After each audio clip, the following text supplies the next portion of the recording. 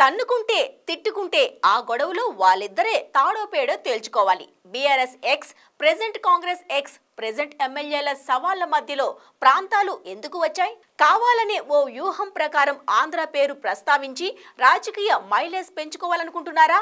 లేకపోతే ఎన్ని ఎత్తులు వేస్తున్నా తమ షో ఫ్లాప్ అవుతుండటంతో బీఆర్ఎస్ మళ్ళీ మూలల్లోకి వెళ్తుందా?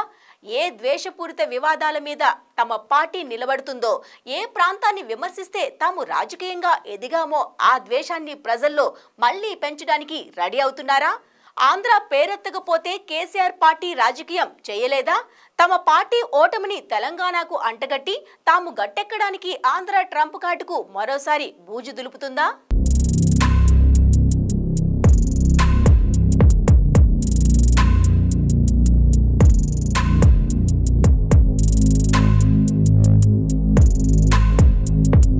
ఆంధ్రోడివి బతకనీకొచ్చిన ఆంధ్రోడివి, మళ్లీ ఆంధ్ర పోవాలే బిడ్డ, ఆ విధంగా దాడి చేస్తా. ఇది హుజూరాబాద్ నుంచి బీఆర్ఎస్ ఎమ్మెల్యేగా గెలిచిన కౌశిక్ రెడ్డి, శ్రీలింగంపల్లి నుంచి బీఆర్ఎస్ బీఫామ్ మీద ఎమ్మెల్యేగా గెలిచిన అరికెపూడి గాంధీని అన్న మాటలు. ఎమ్మెల్యేల పార్టీ ఫిరాయింపులు, పీఏసీలో పోస్టు దగ్గర మొదలైన రగడ వీళ్ళిద్దరి మధ్య మాటల యుద్ధానికి దారితీసింది. అది కాస్త ఇలా ప్రాంతాలు పేరు చెప్పి విమర్శలు చేసేదాకా దిగజారింది. నిన్నటి మొన్నటి దాకా ఈ అరికెపూడి గాంధీ బీఆర్ఎస్ ఎమ్మెల్యేనే. కేసీఆర్, కేటీఆర్, హరీష్ రావుతో చనువుగా ఉన్న లీడరే. 2 సార్లు బీఆర్ఎస్ టికెట్ మీద గెలిచాడు. అప్పుడు ఆయన ఆంధ్రాని గుర్తుకు రాలేదు. నెత్తిన పెట్టుకుని తిరిగినన్ని రోజులు గాంధీ మీద దాడి చేయాలని అనిపించలేదు. కాని తమ పార్టీని కాదనుకుని కాంగ్రెస్ కండువా కప్పుకోగానే గాంధీ ఆంధ్ర మూలాలు గుర్తుకొచ్చాయి. సెటిలర్ అయిపోయాడు. పాడి కౌశిక్ రెడ్డి కాంగ్రెస్తో పొలిటికల్ జర్నీ మొదలుపెట్టి బీఆర్ఎస్కి జంపైన ఫక్తూ రాజకీయ నాయకుడు. 2023 ఎన్నికల్లో బీఆర్ఎస్ తరపున హుజూరాబాద్ నుంచి బరిలో నిలిచి నన్ను గెలిపించకపోతే ఆత్మహత్య చేసుకుంటానని కుటుంబంతో సహా వీడియో రిలీజ్ చేసి ఓటర్ల ఎమోషన్తో సింపతి గేమ్ ఆడిన లీడర్.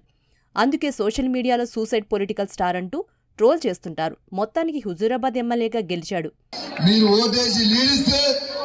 ఓటేసి లీడిస్తే జయయాత్రకు వస్తా, లేకుంటే 4వ తారీఖున శివయాత్రకి మీరు రారి. ఎట్లయినా సరే మీ దయ అంటున్నా, మీ దండం అంటున్నా, మీ కడుపులో తలకాయ పెడతా అంటున్నా, మీ గడాలు పట్టుకుంటా అంటున్నా. ఒక్కసారి అవకాశం ఇవ్వండి. ఇటు అరికెపూడి గాంధీ 2014లో టీడీపీ నుంచి ఎమ్మెల్యేగా గెలిచి తర్వాత బీఆర్ఎస్ గోడదూకాడు. 2018లో బీఆర్ఎస్ నుంచి ఎమ్మెల్యేగా గెలిచాడు. 2023లోనూ ఆ పార్టీ బీఫామ్ మీదనే 3వ సారి ఎమ్మెల్యే అయ్యాడు. తర్వాత కాంగ్రెస్లోకి వెళ్లాడనే ఊహాగానాలు, కండువా కప్పుకున్నాడనే ప్రచారాలు జరిగాయి. ఇక్కడే రసవత్రం డ్రామా నడుస్తోంది. ఆయన కాంగ్రెస్లోకి వెళ్లిపోయాడని బీఆర్ఎస్, నేను బీఆర్ఎస్లోనే ఉన్నానని గాంధీ ఇద్దరూ వాదించుకుంటున్నారు. పీఏసీ చైర్మన్ పోస్టు వ్యవహారంలో మొదలైన ఈ గొడవ గాజులు, చీరల కామెంట్లతో న్యూటర్న్ తీసుకుంది. అక్కడ్నుంచి నువ్వే పార్టీలో ఉన్నావ్, నీదే పార్టీ, నీ ఇంటికి వస్తా, నీ ఇంటి మీద పార్టీ జెండా ఎగరేస్తా అంటూ కౌశిక్, గాంధీ వదిలిన డైలాగ్స్ ఫ్యాక్షన్ సినిమాలో ఇంటర్వెల్ బ్యాంగ్ అంత కిక్కిచ్చి అది కాస్త ఆంధ్రా సెటిలర్ అంటూ రెచ్చగొట్టేదాకా వెళ్ళింది.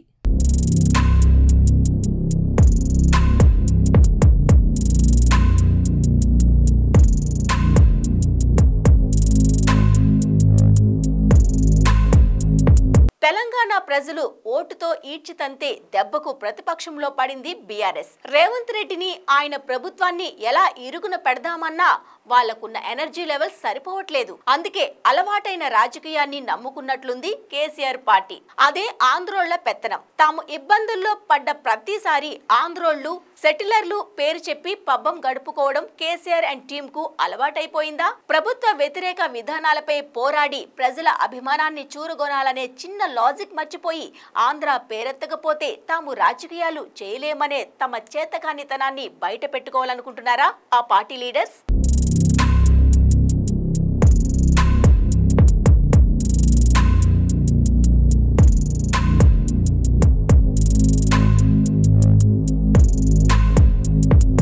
పదేళ్లు అధికారాన్ని వెలగబెట్టింది బీఆర్ఎస్. ఆ దర్పం ఎలాగుంటుందో రుచిమరిగారు. తెలంగాణ తమ జాగిరన్నట్లు ఫీలైపోతారు ఆ పార్టీ లీడర్స్. పవర్ను అడ్డం పెట్టుకుని ఆయనకాడికి దోచుకున్నారనే ఆరోపణలకు లెక్కలేదు. ఒకే ఒక్క ఓటమితో చేతులు కట్టేసినట్లయింది. అప్పటిదాకా మాకు తిరుగులేదని వెర్రవీగిన వారికి పవర్ పోగానే ఫ్యూజులు ఎగిరిపోయాయి. అధికారం చేజారగానే రియాలిటీ ఎలా ఉంటుందో తెలిసివచ్చింది. దొరలమనే అహంభావాన్ని నరనరాన నింపుకున్న పార్టీ అధిష్టానానికి, వారి లీడర్లకు రేవంత్ను ఎదుర్కోవడం తమ వల్ల కావట్లేదనుకుంటా. ఏ విషయంలో నిలదీద్దామనుకున్నా తిరిగి తమకే బూమారంగ్ అవుతోంది.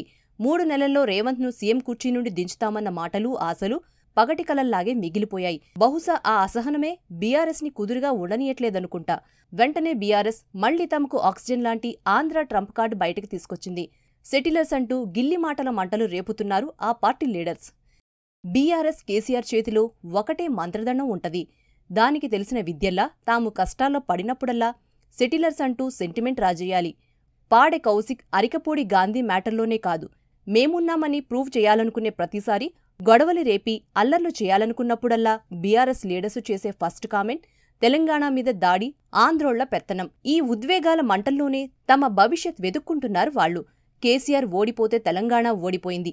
లిక్కర్ స్కామ్లో వేల కోట్ల అవినీతి చేసిందనే ఆరోపణలతో కవితను అరెస్ట్ చేస్తే తెలంగాణ ఆత్మగౌరవం మీద దాడి జరిగింది. ఇద్దరు ఎమ్మెల్యేలు తిట్టుకుంటే ఆంధ్రోళ్ల పెత్తనం. ఇలా ఉంటది ఆ పార్టీ వరుస.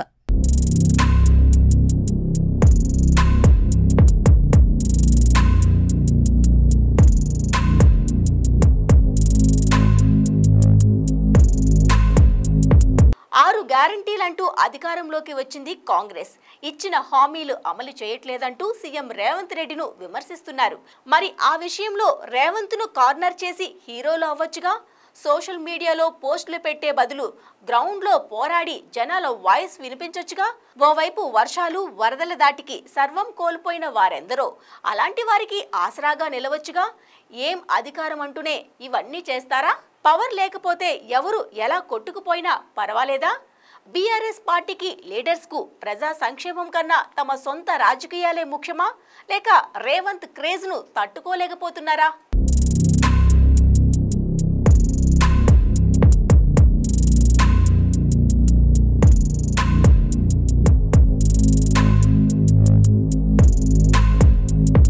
ఇద్దరు ఎమ్మెల్యేల మధ్య గొడవను క్యాష్ చేసుకోవడానికి ఆంధ్రోళ్లు సెటిలర్స్ అంటూ మళ్లీ జపం మొదలుపెట్టారు బీఆర్ఎస్ లీడర్స్. మేం అధికారంలో ఉన్నప్పుడు కుక్కిన పేను లెక్క పడున్నోళ్లు ఇప్పుడు రెచ్చిపోతున్నారంటూ బీఆర్ఎస్ సోషల్ మీడియా విద్వేషపు కామెంట్స్తో గట్టిగానే డ్యూటీ చేస్తుంది. హైదరాబాద్ బ్రాండ్ ఇమేజ్కు ఏదో అయిపోతుందంటూ బీఆర్ఎస్ మెయిన్ స్ట్రీమ్ మీడియాను గగ్గోలు పెడుతుంది. కానీ వీళ్లంతా మర్చిపోయిన విషయమేంటంటే, గతేడాది జరిగిన అసెంబ్లీ ఎన్నికల్లో తెలంగాణ పల్లె పట్టణమంతా బీఆర్ఎస్ లీడర్స్కి కర్రు కాల్చి వాత పెట్టింది. ఏ ఆంధ్రోళ్లు సెటిలర్స్ అని గుక్క పెడుతున్నారో వాళ్లే బీఆర్ఎస్ని నిలబెట్టారు. హైదరాబాద్లో కాంగ్రెస్ అసలు ఖాతానే తెరవలేదు. ఉన్న 24 సీట్లలో 16 బీఎస్కి కట్టబెట్టారు అదే ఆంధ్రోళ్లు సెటిలర్స్. వాళ్ల పుణ్యానే బీఆర్ఎస్కి గౌరవప్రద స్థానాలు వచ్చాయి. కానీ బీఆర్ఎస్ లీడర్స్ మాత్రం తిన్న పళ్లెంలో కక్కడానికి సిగ్గుపడట్లేదు. అందుకే ఇప్పుడు సిటీలో సీన్ మారుతున్నట్లు కనిపిస్తుంది. మొన్నటి వరకు కేటీఆర్ను నెత్తిన పెట్టుకున్న హైదరాబాద్లో ఇప్పుడు రేవంత్ క్రేజ్ పెరిగింది. తీసుకున్న నిర్ణయం చుట్టూ ఎలాంటి రియాక్షన్స్ వచ్చినా ఐ డోంట్ కేర్ అంటూ తన పని తాను చేసుకుపోతున్నారాయన.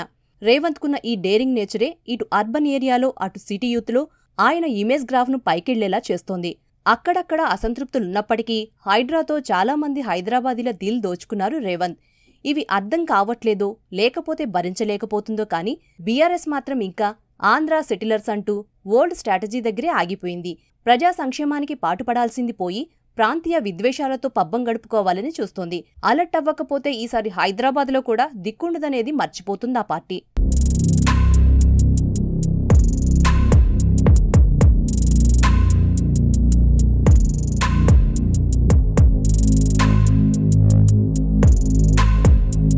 కౌశిక్ రెడ్డి భుజాల మీద తుపాకీ పెట్టి రేవంత్ రెడ్డికి గురి పెట్టామని బీఆర్ఎస్ భావిస్తుంటే, కౌశిక్ ఆంధ్ర కామెంట్స్ మీద రియాక్ట్ అవ్వాలని ఆల్రెడీ బీఆర్ఎస్ ని డిఫెన్స్ లో పడేశారు రేవంత్. అలజడి రేపి హైదరాబాద్ బ్రాండ్ ఇమేజ్ దెబ్బతీస్తే ఊరుకోనని వార్నింగ్ కూడా ఇచ్చారు. అంటే బీఆర్ఎస్ వేసిన ఉచ్చులో ఆ పార్టీనే లాగడం లాంటిది ఈ స్టేట్మెంట్. కాబట్టి తమకు అవసరమైనప్పుడు ఆంధ్ర వాళ్ళని కౌగిలించుకుంటాం, అక్కర్లేనప్పుడు అనరాని మాటలంటాం అంటే అన్ని సందర్భాల్లో కుదరదనే విషయాన్ని బీఆర్ఎస్ గ్రహించాలి. లేదు మేం ఇంకా అదే పాత చింతకాయ పచ్చడిని మళ్లీ రుబ్బి తాలింపు వేస్తామంటే తినేవాళ్లకు కూడా వెగటు పుట్టినట్టు. రాష్ట్రం వచ్చి 10 ఏళ్లు దాటినా ఇంకా ఆంధ్ర సెటిలర్స్ నినాదం పట్టుకుని వేలాడతామంటే అది కూడా అలాగే మిస్ఫైర్ అయ్యే అవకాశాలున్నాయి.